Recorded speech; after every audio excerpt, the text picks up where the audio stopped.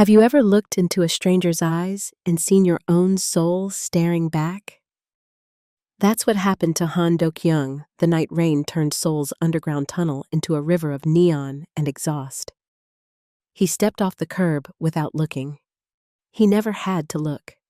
People moved for him, but the delivery truck didn't. A hand grabbed his collar and yanked him back. Hard. Dok-young stumbled, breath knocked loose, ears ringing from the horn's blast. When he turned, ready to snap at whoever dared touch him, the words died in his throat. The man staring back at him wore his face. Not similar, not close. Identical. Same sharp jaw. Same tired eyes. Same faint scar beneath the left brow. The stranger's voice was soft, breathless. "You okay?" Dok-young's pulse hammered in a way that felt wrong, like someone else's heart was beating inside him. He stepped back, cold rain soaking through his wool coat. "Who are you?" The man blinked, confused. Water dripped from his helmet. His delivery uniform was faded, patched at the elbows. "I'm just a driver. You almost got hit." Dok-young's mind raced.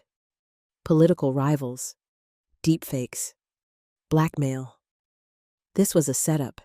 It had to be.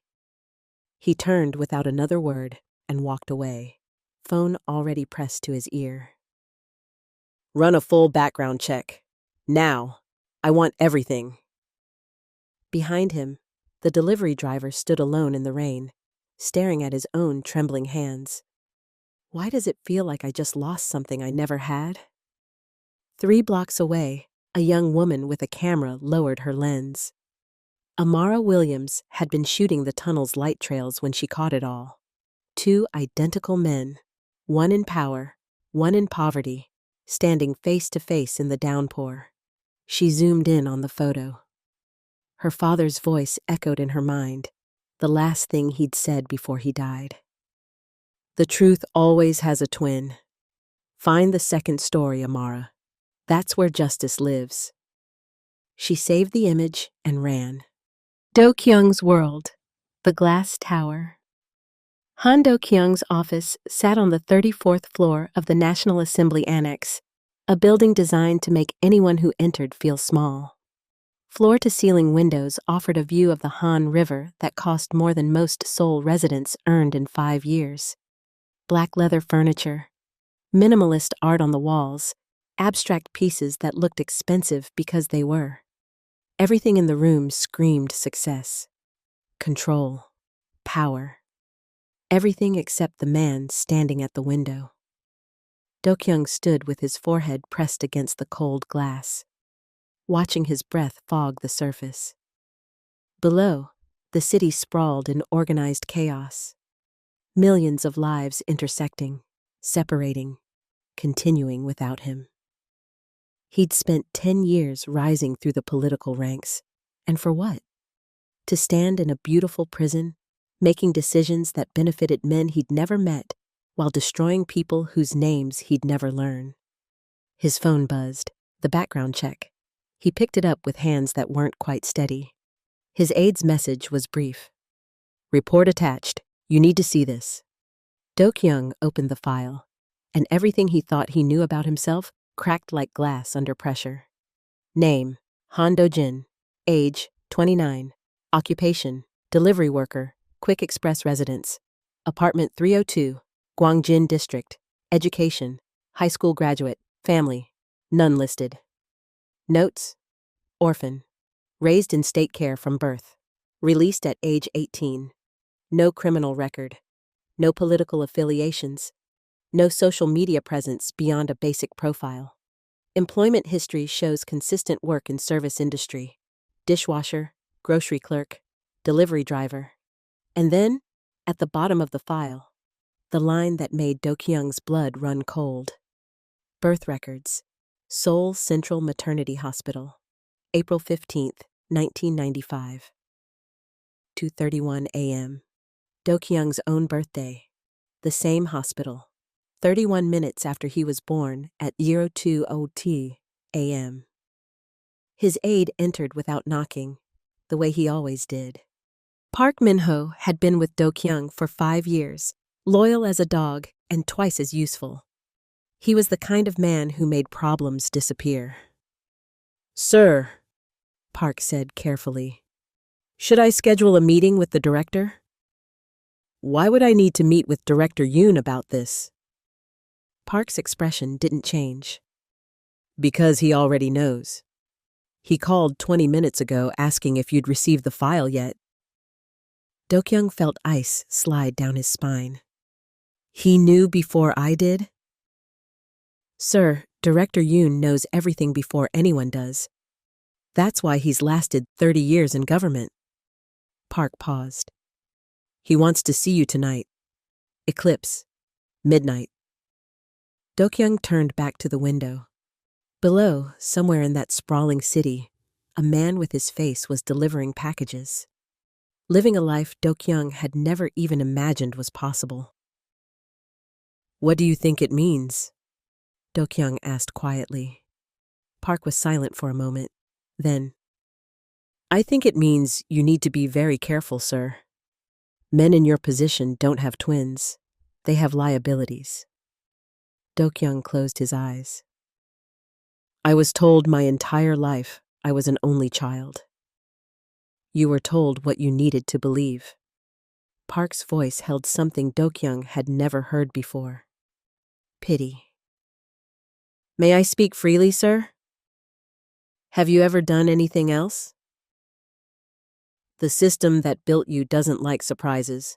And a twin you never knew about? That's not just a surprise. That's a weapon someone could use against you. Park moved to the door, then paused. Director Yoon will want to neutralize that weapon. You understand what I'm saying? Do-kyung understood perfectly. In the language of politics, neutralize never meant anything good. Dojin's world, the laundromat. Han. Dojin folded the last of the towels at 2 a.m., the laundromat's fluorescent lights humming their monotonous song. His shift had ended 3 hours ago, but Mrs. Park's daughter had the flu, and someone had to close up. The old woman had always been kind to him, slipping him extra side dishes when she thought he looked too thin, never mentioning when his rent was a few days late. In Dojin's world, kindness was currency. You paid it back however you could. He didn't mind the extra hours. The laundromat was warm and bright, and it gave him time to think without the roar of his scooter engine drowning out his thoughts. Tonight, he couldn't stop thinking about the man in the tunnel. Dojin had been delivering packages for 3 years. In that time, he'd seen thousands of faces. Seoul was a city of 10 million people, all of them strangers, all of them wrapped up in their own lives. He'd learned to be invisible. The guy who brought your food, your packages, your late-night convenience store run. Nobody looked at delivery drivers. Nobody remembered their faces. But that man had looked. Really looked. And in that moment, Dojin had felt something he'd spent his whole life trying not to feel. Recognition. The bell above the door chimed, pulling him from his thoughts. Amara Williams stepped in, soaked to the bone, camera bag clutched to her chest like it held her whole world. Which, Dojin supposed, it probably did. He'd known Amara for 6 months. She'd moved into the building across the street after her father died, taking over his lease because she couldn't bear to let go of the last place he'd lived. They'd met at the corner store, both reaching for the last cup of instant noodles at 3 a.m., both laughing at the absurdity of it. She'd been the first person in years who'd looked at Dojin and seen a person instead of a service. "You're still here?" She sounded relieved, which made Dojin's chest tighten with worry. He grabbed the cleanest towel from the stack and tossed it to her. "You look like you swam here. What happened?" Amara caught the towel but didn't use it. She just stood there, dripping on Mrs. Park's clean floor, her dark eyes wide with something between fear and excitement. "I need to show you something," she said, "and I need you to promise you won't think I'm crazy." Dojin had learned a long time ago that when someone started a sentence like that, you were already too deep in whatever was coming to back out gracefully. Okay, He said. show me. Amara sat on the folding bench, water pooling at her feet. Her hands shook as she opened her camera, scrolling through images until she found the one she wanted. Then she turned the screen toward him. The photo filled the frame. 2 men in a rain-soaked tunnel, identical faces, one in an expensive coat, one in a delivery uniform, both reaching for their chests at the exact same moment as if sharing the same pain. Dojin's stomach dropped. That's... His voice came out rough. That's me. And that's... Han Do-kyung. Amara's voice was steady, but Dojin could hear the tremor underneath. Parliamentarian. Rising star in the conservative faction. Age 29. Born April 15th, Me 5, at Seoul Central Maternity Hospital. Dojin looked up sharply. How do you know my birthday? Because I looked you up after I took this photo, and your birthday is the same as his. Amara leaned forward. Dojin, you're not just someone who looks like him, you're... Don't! Dojin stood abruptly, the towels scattering. Don't say it. But Amara said it anyway. You're his twin. The words hung in the fluorescent-lit air between them. Dojin wanted to laugh. Wanted to tell her she was wrong, that it was just coincidence, that Seoul was a big city, and sometimes people just happened to look alike. But he'd seen the man's face in the tunnel. Felt that strange pull in his chest, like a rubber band stretching between them. He couldn't deny what he'd felt. Why does it matter? Dojin asked quietly. Even if it's true, so what? I'm nobody. He's a politician. We live in different worlds. It matters because of this. Amara pulled out her father's old notebook, the one she carried everywhere, filled with his cramped handwriting and sticky notes. She flipped to a page marked with a red tab. My father was investigating Han Do-kyung 3 years ago. He was tracking money flowing from offshore accounts through shell companies into political campaigns. Do-kyung's campaign was one of them. Dojin's throat went dry. Your father was killed for what he knew. Amara's voice broke. They called it an accident, faulty brakes. But my dad was an analyst. He was careful. He checked everything twice. There's no way his brakes just failed. She looked up at Dojin, tears streaming down her face. And now I find out that the politician my father was investigating has a twin brother nobody knows about? A twin who was raised in state care while Do-kyung was raised in privilege? She shook her head. That's not coincidence, Dojin. That's a cover-up. Dojin sat down slowly, the weight of her words settling over him like a blanket. What are you saying? I'm saying someone wanted people to forget you existed, and I think Han Do-kyung might not even know the truth. Amara grabbed his hand. We need to find out why. Because if my father died investigating this network, and you're connected to it somehow, then you're in danger too. Dojin thought about the man in the tunnel. The fear in his eyes when he'd seen Dojin's face. The way he'd walked away without looking back. He looked terrified. Not of me, of what I represented. Okay, Dojin said finally. let's find out. Amara squeezed his hand. Thank you. I know this is asking a lot. You're not asking, Dojin interrupted.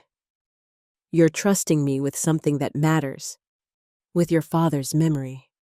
That's not a small thing. In Amara's eyes, he saw something he hadn't seen directed at him in a long time. Hope. If you're feeling the pull of this story, the mystery, the danger, the bond forming in the shadows, subscribe and turn on notifications. You won't want to miss what happens next. Midnight in Eclipse felt like floating in a fishbowl of power. The rooftop bar sat atop one of Seoul's gleaming corporate towers, all glass walls and soft lighting, designed to make everyone inside feel like they were gods looking down on the city of mortals below. Do-kyung hated it. He hated the leather booths that cost more than a month of minimum wage. Hated the jazz music that was supposed to sound sophisticated but just reminded him of elevator music. Hated the way everyone here spoke in coded language, saying one thing, meaning another, always angling for advantage. But most of all, he hated that he'd become one of them. Director Yoon sat in a private booth at the back, surrounded by shadows despite the ambient lighting. He was 63 years old and had been in government since before Do-kyung was born. He'd survived 4 administrations, 3 corruption scandals, and 2 attempts to force him into early retirement. Men like Yoon didn't survive through luck. They survived through control. "You're late," Yoon said mildly as Do-kyung approached. "Traffic." Do-kyung sat across from him without being invited. Yoon smiled. It didn't reach his eyes.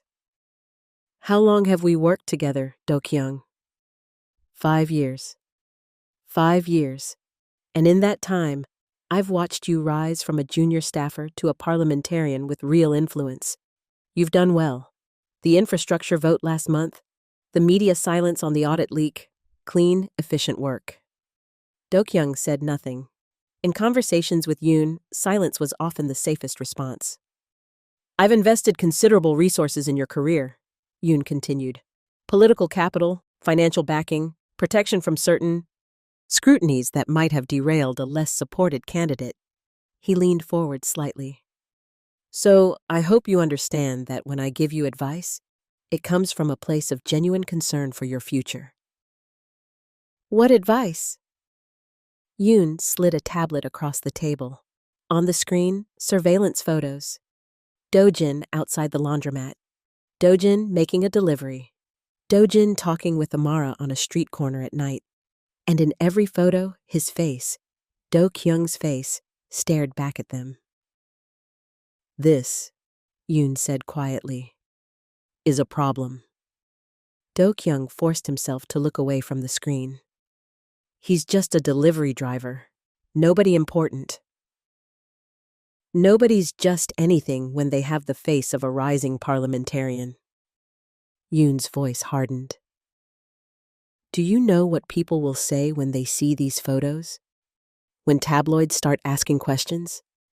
They'll dig into your past, your family, your mother's medical records, and when they find discrepancies, and they will find discrepancies, Do-kyung, they'll start asking why a politician lied about being an only child." "I didn't lie. I didn't know." "It doesn't matter what you knew." Yoon's interruption was sharp as a blade. "It matters what people believe. And right now, we have a window to control the narrative before it controls us." Do-kyung's hands curled into fists under the table. "What do you want me to do?" Yoon pulled the tablet back and swiped to a new image, Amara standing outside her apartment building, camera in hand.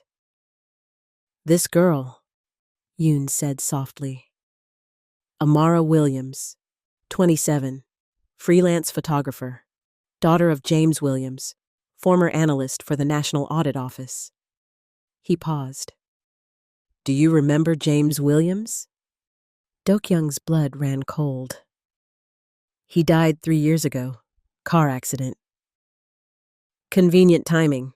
3 days before he was scheduled to testify about offshore accounts funneling money into political campaigns." Yoon's eyes locked onto Do-kyung's. "Your campaign, among others." The implication hung in the air like poison gas. "I had nothing to do with that," Do-kyung said. "Of course not. You were just the beneficiary. The money came in through proper channels, properly laundered, properly documented. All very legal, very clean." Yoon smiled that terrible smile again. "But his daughter doesn't see it that way. She's been investigating her father's death for 3 years, and now she's become friendly with your twin."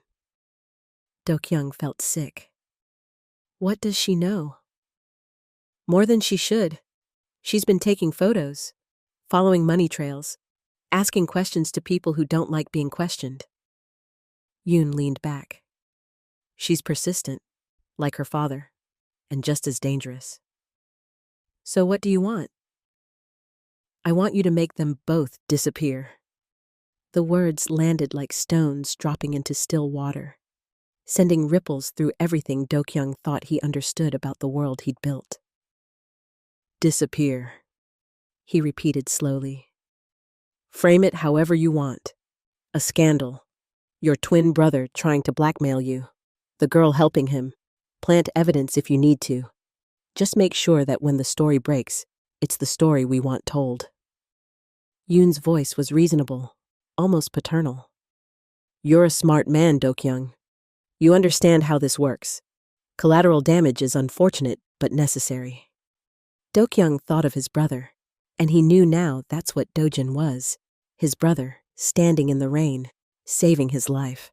Thought of Amara, searching for justice for a father who'd been murdered for doing the right thing. And if I refuse? The question came out before Do-kyung could stop it. Yoon's expression didn't change, but something in his eyes went very, very cold. Then you become part of the collateral damage. He stood, smoothing his suit. You have 1 week. After that, the faction will handle it themselves, and they're much less subtle than you would be.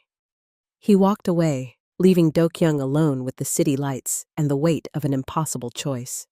For 10 years, Do-kyung had told himself he was serving his country, building something better, fighting for the people who'd elected him. But sitting here, staring at surveillance photos of a brother he'd never known and a woman whose father had died for telling the truth, he finally saw himself clearly. He wasn't serving anyone. He was just another tool in a machine designed to eat people and spit out profit. His phone buzzed. A text from an unknown number. We need to talk, all 3 of us, if you want the truth about who you really are. Below it, an address. A karaoke lounge in Gangnam. Do-kyung stared at the message for a long time. Then he stood and walked out of Eclipse, leaving his carefully constructed life behind, with every step. 3 days later. Chaebol boardroom corridor. Amara had been freelancing for a business magazine when she got the assignment. Shoot a corporate charity gala at the Hanwha Tower. The pay was decent. Not great, but enough to cover rent and film for her personal projects. Easy money. Boring work. She almost said no, but then she saw the guest list. Han Do-kyung would be there, and so would representatives from Mirai Holdings, one of the shell companies her father had flagged in his investigation. The same company that had funneled money into Do-kyung's campaign 3 years ago. The same company that might have ordered her father's death. So she went. The gala was everything she expected, sterile, performative. CEOs in tailored suits worth more than her car. Politicians smiling for cameras while checking their watches, calculating which conversations would benefit them most. Speeches about giving back to the community delivered by men who'd spent their careers taking everything they could. Amara moved through the crowd like a ghost. She'd learned a long time ago that being a black woman with a camera made her invisible at events like this. People either assumed she was hired help or simply didn't see her at all. She'd learned to use it. The main event was in the ballroom, a fundraiser for childhood literacy, which would have been touching if Amara didn't know that half the donations were being laundered through non-profit fronts. She documented it all with her camera, getting shots the magazine wanted. Smiling faces, handshakes, glasses raised in toast. But she was really watching the edges. The side hallways, the places where real business got conducted. That's where she saw him. Han Do-kyung, standing in a corridor half hidden by a marble column, speaking with a man in a gray suit. The man's briefcase was open. Inside, Amara could see the edge of a manila envelope, thick with what looked like cash or documents. The man handed the envelope to Do-kyung. Do-kyung took it. Amara's training kicked in. She adjusted her lens, zoomed in, and clicked. The camera's shutter sound, usually lost in the ambient noise of an event, seemed impossibly loud in this quiet corner. Do-kyung's head snapped toward her. Their eyes met across 20 feet of marble flooring. For one frozen second, Amara saw fear flash across his face. Not anger, not calculation. Pure, primal fear. Then his security detail moved. Amara ran. She shoved through the crowd, her camera bag bouncing against her ribs, adrenaline flooding her system. Behind her, she heard voices, calm, professional, dangerous. Stop her. Get that camera. Don't let her leave. She hit the emergency stairwell, taking the steps 3 at a time. Her photographer's instincts screaming at her to protect the equipment, even as her survival instincts screamed at her to drop it and run faster. Footsteps echoed above and below her. They'd called ahead. They were boxing her in. Amara burst out onto the street level, the cold night air hitting her like a slap. The security guards were right behind her. She could hear their radios crackling, coordinating. She ducked into an alley, pressed herself against the wall, and pulled out her phone with shaking hands. She couldn't go back to her apartment, couldn't go anywhere they might look for her. But she could upload the photo. Her father had set up the cloud system 3 years ago, back when he was investigating the same network. 3 different accounts, each with different encryption, each buried under layers of false names and proxy servers. Paranoid, she'd called him at the time. Prepared, he'd corrected. Now, with footsteps getting closer, Amara understood the difference. She opened the secure upload app, selected the photo, and hit send. The progress bar crawled across her screen. 20%, 40%, 60%. A shadow fell across the alley entrance. 75%, 85%. There! 95%. Complete. Amara deleted the local copy from her camera and stuffed the phone into her jacket pocket just as hands grabbed her arms. Let me go! She fought, but there were 3 of them, and they were stronger. Where's the camera? One of them ripped the bag from her shoulder. Another grabbed her phone. They checked both frantically, scrolling through images, searching for the shot they knew she'd taken. It's not here. Check the cloud. Check everything. Amara allowed herself a small, satisfied smile. They'd never find it. Her father had built the system too well. Let her go. The voice came from behind the security guards. They turned, still holding Amara's arms. Do-kyung stood at the mouth of the alley, his expensive coat splattered with rain, his face carefully blank. Sir, she photographed. I know what she photographed. Do-kyung's voice was cold, flat. And I want to know what she plans to do with it. You can't intimidate information out of someone if they're not scared enough to talk. Let her go. The guards released her. Amara stumbled, catching herself against the alley wall. Do-kyung stepped closer. Close enough that she could see the tiny muscle twitching in his jaw. Close enough to see that his hands were trembling slightly. Amara Williams, he said quietly. Daughter of James Williams. I know who you are. I know what you're looking for. And I know you just uploaded that photo somewhere my people can't find it. Amara lifted her chin. Then you know I'm not going to stop until I find out who killed my father. Your father died in a car accident. My father was murdered by the same people who just handed you that envelope. Her voice shook with fury. And you took it.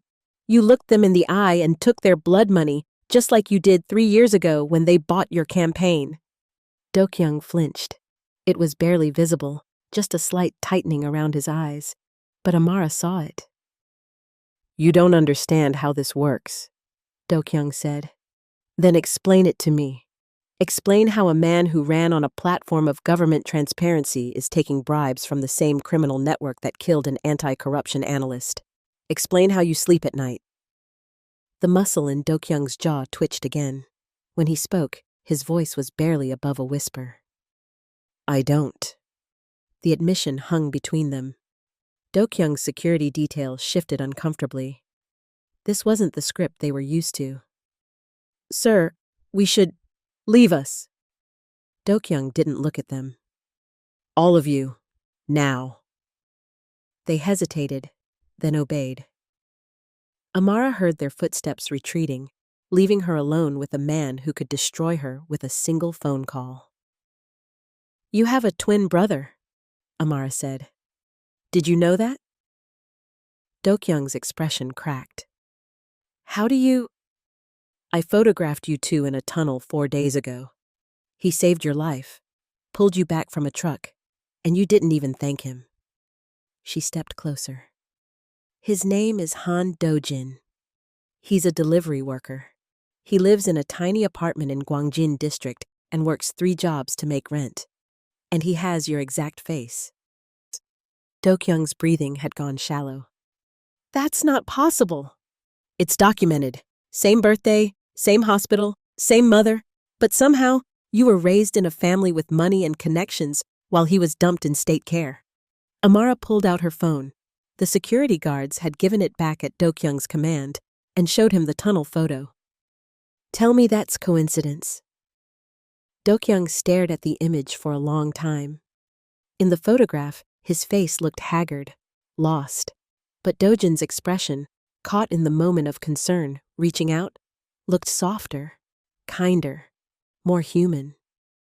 I didn't know, Do-kyung whispered.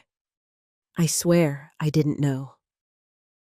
Well, now you do, and now you have a choice. Amara put her phone away. You can keep serving the people who separated you from your brother, the people who killed my father, the people who will kill Do-jin and me the moment we become too inconvenient. She held his gaze. Or you can help us bring them down. Do-kyung looked at her like she'd asked him to jump off a building. You don't know what you're asking. These people, they don't just destroy careers. They destroy lives. They've been doing this for decades. One parliamentarian can't stop them. Maybe not alone, Amara's voice softened slightly. But 3 people working together, a politician on the inside, a photographer with evidence, and a twin brother nobody knows exists, that might be enough. Do-kyung shook his head. You're going to get yourself killed. Probably, but at least I'll die knowing I tried. She turned to walk away, then stopped. Your brother deserves to know the truth about who you are, and you deserve to know the truth about who you could have been. She left him standing in the alley, rain beginning to fall again, washing away the illusion of control he'd spent 10 years building. Do-jin's apartment. 2 hours later. Do-jin was heating up leftover rice when Amara burst through the door, pale and shaking, her camera bag missing. What happened? He was at her side instantly. She didn't answer, just collapsed onto the couch, wrapping her arms around herself. Do-jin knelt in front of her, taking her cold hands in his. Amara, talk to me. I got it, she whispered. The proof. Your twin, Do-kyung. I photographed him taking a bribe, but his security caught me. They chased me. Do-jin, they were going to... Did they hurt you? No. Do-kyung called them off. She looked up at him, her eyes red. He knows about you now. I told him everything. Do-jin's heart lurched. What did he say? He said he didn't know. About you. About being a twin. Amara's voice cracked. He looked broken when I showed him the photo, like his whole world had just shifted. Do-jin stood and moved to the window, staring out at the Seoul skyline. Somewhere out there, a man with his face was grappling with the same questions that had haunted Do-jin his entire life. Why was I the one left behind? What do we do now? He asked quietly. Amara came to stand beside him. We find the truth. All of it. Why you were separated. Why your records were sealed. Who's been protecting this secret and why? She turned to face him. Dojin, I think your brother might be ready to help us. He's scared, but he's questioning everything. That's a start. Dojin thought of the man in the tunnel, the fear in his eyes, the way he'd walked away without looking back. Or he'll choose the people who raised him over the brother he never knew. Dojin's voice was flat. I wouldn't blame him. Yes, you would. Amara touched his arm gently. Because you're a better person than that. And maybe, deep down, he is too. Dojin wanted to believe that. Wanted to believe that blood meant something. That family was more than just the people who raised you. But he'd spent 29 years learning that the world didn't work that way. His phone buzzed. Unknown number, karaoke lounge. Gangnam, tomorrow night, 10 p.m. Come alone, both of you. HDK Dojin showed the message to Amara. It's him. She nodded slowly. Could be a trap. Probably is. Are we going? Dojin looked at her, this woman who'd lost her father to the same system that had stolen his brother. This woman who kept fighting even when the smart thing would be to run. Yeah, he said. We're going. Private karaoke room. 2 nights later. Do-kyung had been careful. He'd sent his most trusted aide to arrange the meeting. Neutral ground, no cameras, no records. The karaoke lounge was tucked into a basement in Gangnam, the kind of place where businessmen sang off key and made deals that never saw daylight. When Dojin and Amara walked in, Do-kyung was already sitting in the frosted glass room, a bottle of soju untouched on the table. Dojin stopped in the doorway. Seeing his mirror image again felt like standing in front of a reflection that showed a life he'd never lived. Do-kyung's voice was flat. Sit. They did. For a long moment, no one spoke. The karaoke machine hummed faintly in the background. Outside, muffled laughter echoed through the walls. Amara broke the silence. You know why we're here. Do-kyung's eyes flicked to her, cold, calculating. You took a photo you shouldn't have, and now you think you can blackmail me. I'm not blackmailing you. Amara's voice was steady, but Dojin could see her hands trembling in her lap. I'm trying to find out who killed my father. And that envelope you took? It ties back to the same people. Do-kyung's jaw tightened. I don't know what you're talking about. Yes, you do. Amara leaned forward. Mirai Holdings, offshore accounts, ghost donations to political campaigns. My father found the trail, and 3 days before he could testify, he was dead. Do-kyung's expression didn't change, but something flickered in his eyes. Not guilt, fear.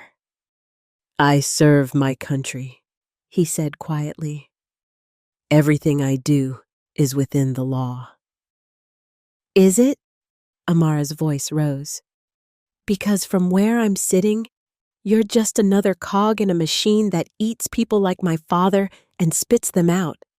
You're not a devil, Do-kyung. You're just someone who's afraid of your own truth.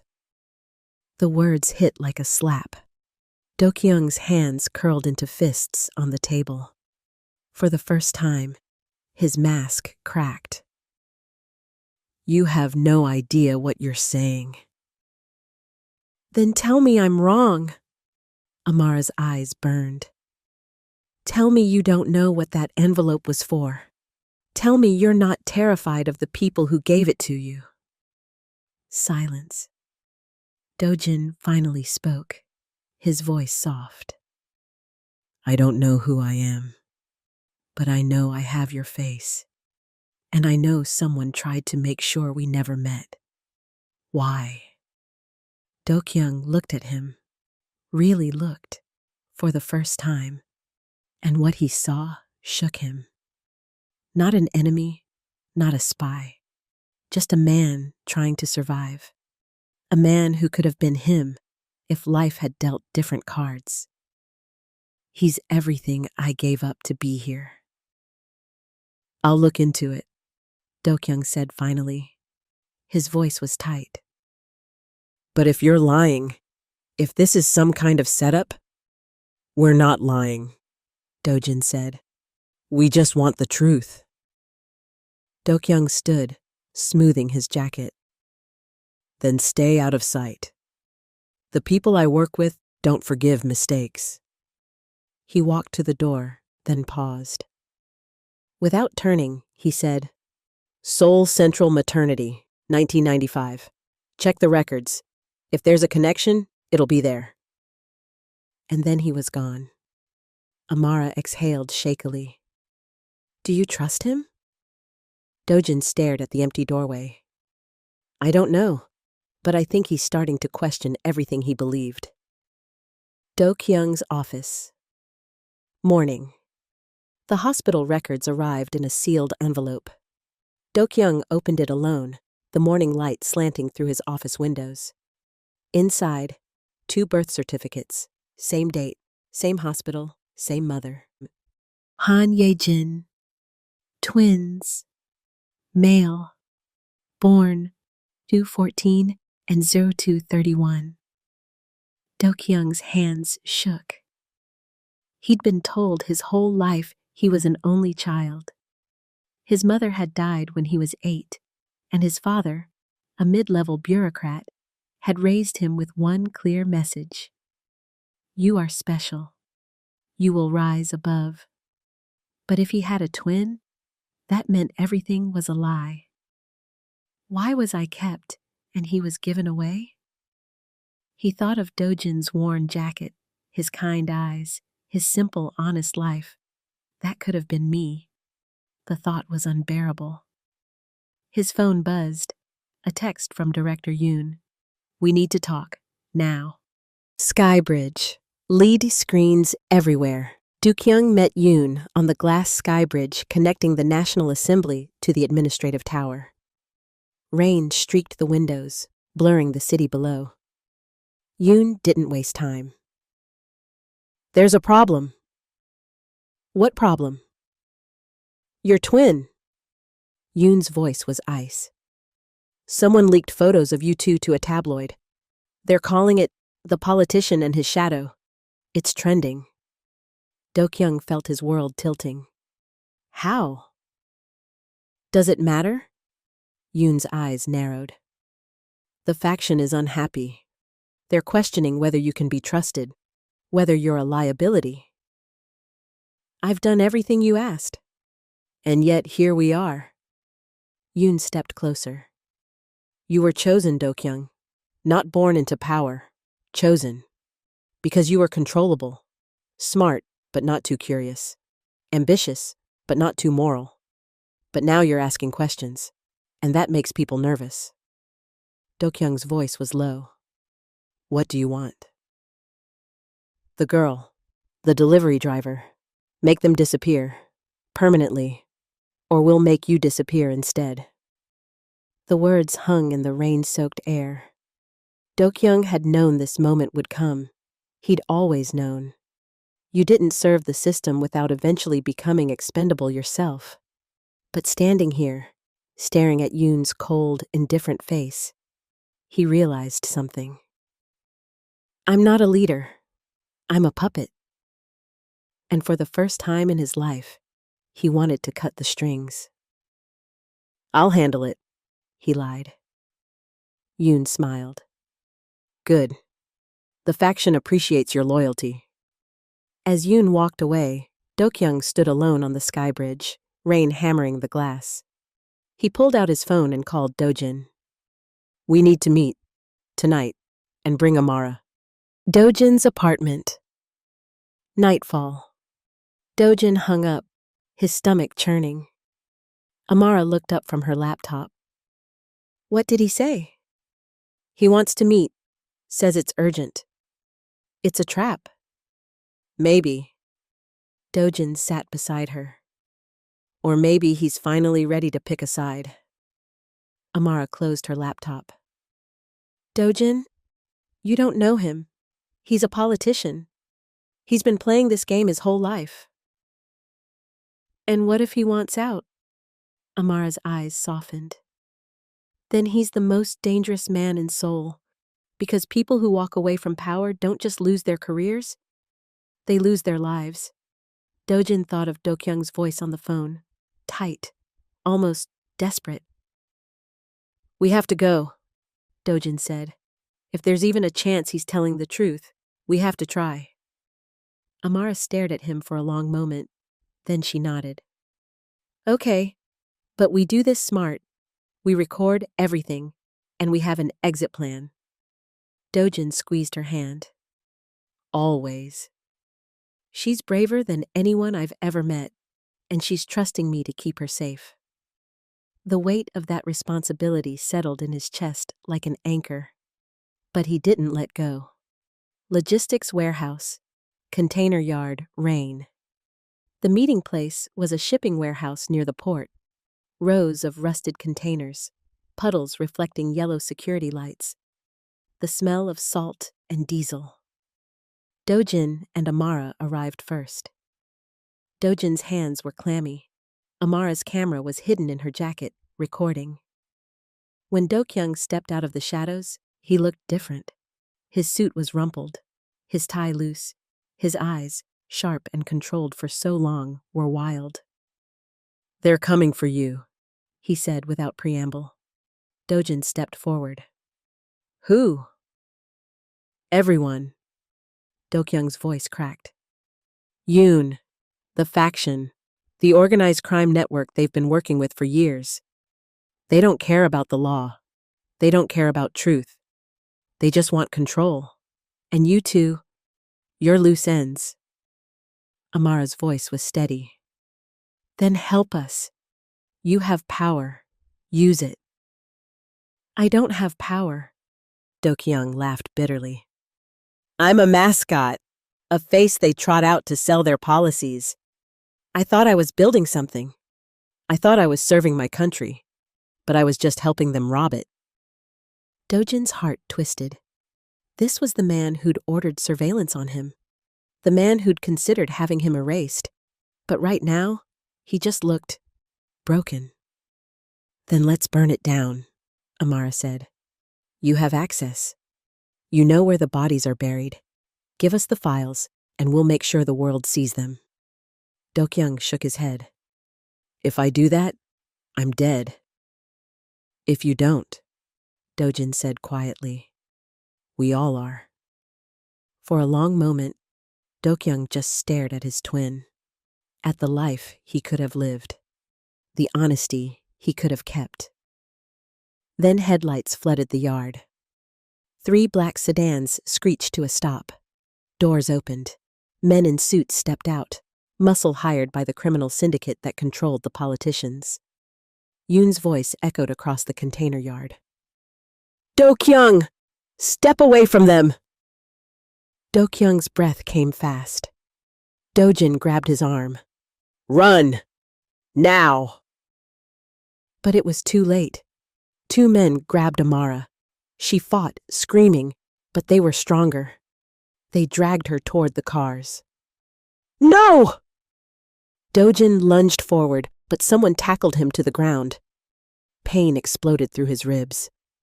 Do-kyung stood frozen, watching his brother. His brother get beaten. Watching Amara scream his name. This is who I am. This is what I've become. And something inside him snapped. He grabbed a metal pipe from the ground and swung. The man holding Dojin went down. Do-kyung hauled his twin to his feet. Go. Get her. Get out.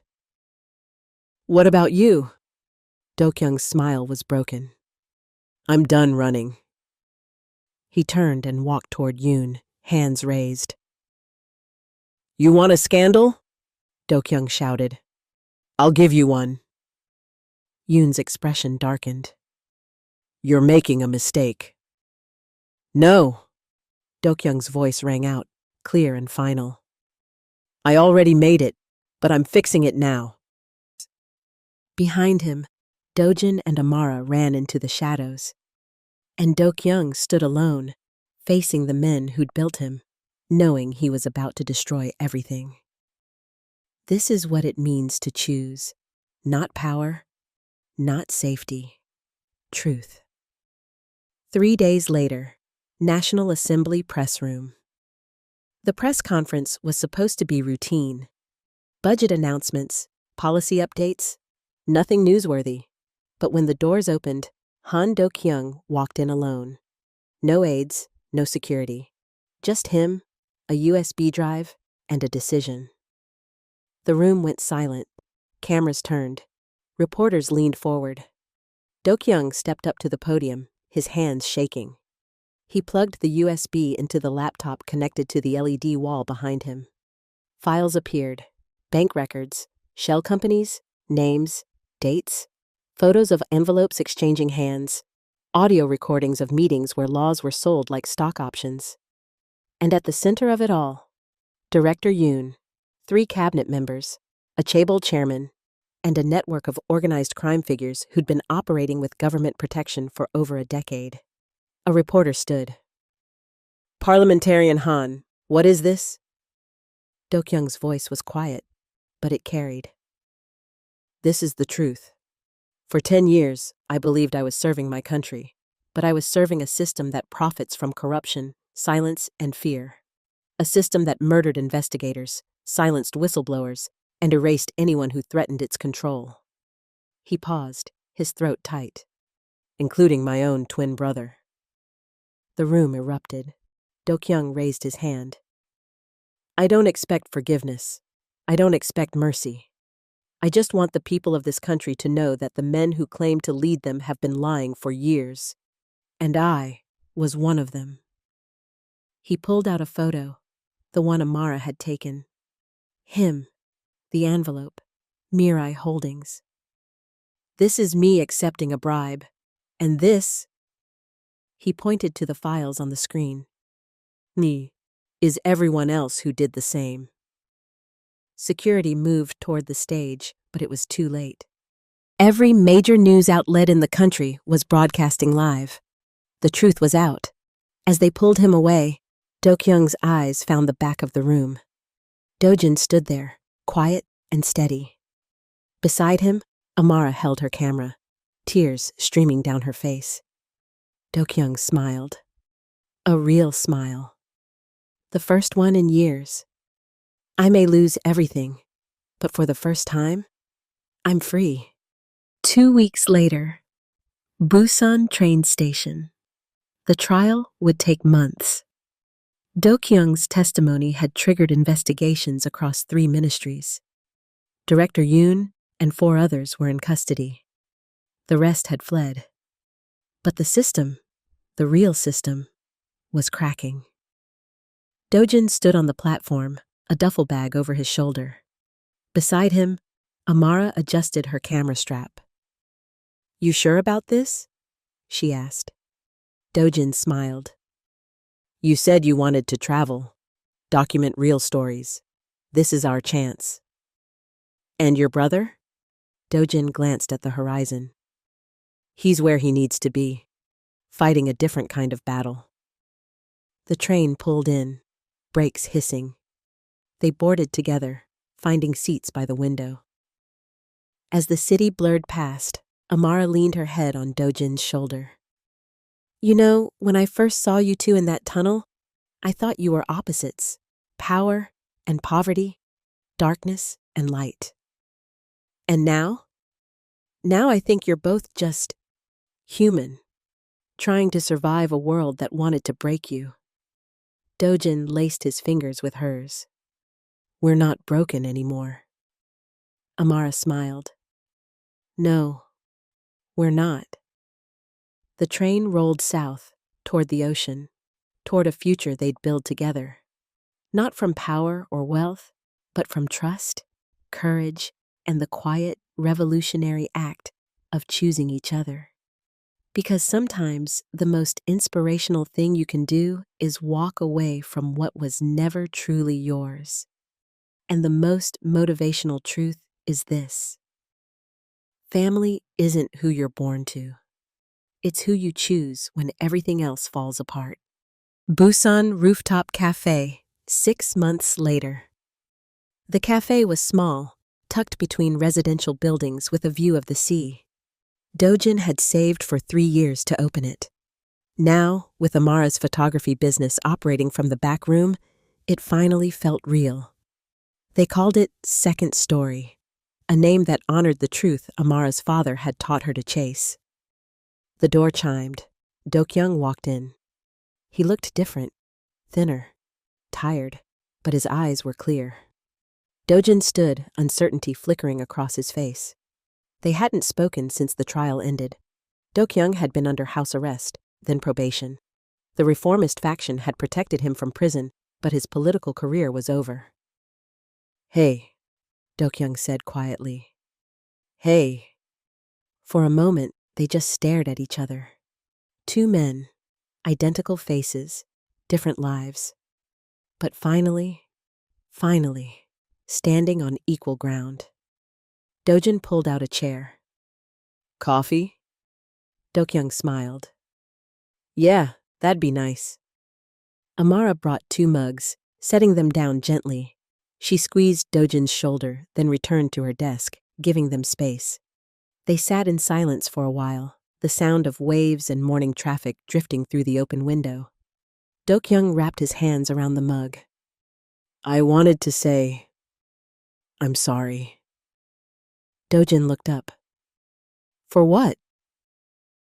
"For not knowing you existed, for almost having you erased, for choosing power over—" His voice broke. "Over everything that mattered." Dojin reached across the table, his hand covering Dokyoung's. "You chose truth in the end. That's what counts." Dokyoung's eyes filled. "I destroyed everything." "No." Dojin's voice was firm. "You stopped the people who were destroying everything. There's a difference." From across the room, Amara watched them. 2 brothers finding their way back to each other. Her father would have loved this story. "Dad, we did it. The truth didn't die after all." Dokyoung stayed for an hour, then 2. They talked about small things: coffee, the ocean, plans for the future. Dokyoung mentioned that he'd been offered a teaching position at a university, ethics and governance. The irony wasn't lost on him. "Will you take it?" Dojin asked. "I think so. If I can stop one politician from making my mistakes, maybe that's redemption. Or maybe it's just you, finally becoming who you were meant to be." Dokyoung smiled. "Maybe." As he stood to leave, he hesitated. "Can I come back? Next week?" Dojin's throat tightened. "Your family. You don't need permission." Dokyoung nodded, blinking hard. Then impulsively, he pulled Dojin into an embrace. 2 men, identical faces, same blood, different journeys, but finally home. When Dokyoung left, Amara came over and slipped her arms around Dojin's waist. He turned, pulling her close. "You okay?" she asked. "Yeah." He kissed her forehead. "I really am." She looked up at him, her dark eyes soft. "You know, when I first met you, I thought you were just some nice guy who helped people because that's what you did. And now? Now I know you're the kind of man who changes the world by refusing to let it change you." She smiled. "That's the most inspirational thing I've ever seen." Dojin cupped her face, his thumb brushing her cheek. "I couldn't have done any of this without you. You're the bravest person I know." "We're brave together," she whispered. He kissed her then, soft and slow, tasting like coffee and salt air and promises kept. It wasn't the kind of romance you saw in movies, all fire and drama. It was quieter than that, deeper. The kind of love built on trust, sacrifice, and choosing each other when everything else fell apart. When they pulled back, Amara rested her forehead against his. So, what now? Dojin glanced around the cafe, their cafe. Now? We build something real. No criminal networks, no corruption. Just good coffee, honest work, and a life we chose ourselves. Amara grinned. Sounds perfect. And it was. 3 years later, Second Story became more than a cafe. It became a hub for investigative journalists, activists, and anyone who believed the truth still mattered. Amara's photography won awards. Her exhibition, Faces of Justice, featured the photo that started it all. 2 men in a tunnel, strangers bound by fate. Dojin expanded the cafe into a community space, offering free meals to delivery workers and immigrants, just like the people who'd helped him when he had nothing. And Do-kyung? He taught. He wrote. He spent weekends at the cafe, helping with the books and learning, slowly, what it meant to live without a mask. The system they'd fought didn't fall overnight. Corruption doesn't die, it adapts. But the cracks they'd made grew wider. New investigators picked up where Amara's father left off. Students read Do-kyung's testimony in ethics classes. Whistleblowers started coming forward, knowing someone had survived telling the truth. Change happened, not in grand, sweeping gestures, but in small, motivational acts of courage that rippled outward like stones thrown into still water. On a Sunday morning, as sunlight poured through the cafe windows, Dojin stood at the counter beside his brother, teaching him how to pull the perfect espresso shot. Amara sat by the window, editing photos, occasionally glancing up to watch the two of them. Mirror images learning to be something more than reflections. A customer walked in, and Do-kyung greeted him with a smile. Easy, genuine, no calculation, no fear. Dojin caught Amara's eye across the room and winked. She smiled back, heart full. This is what freedom looks like, she thought.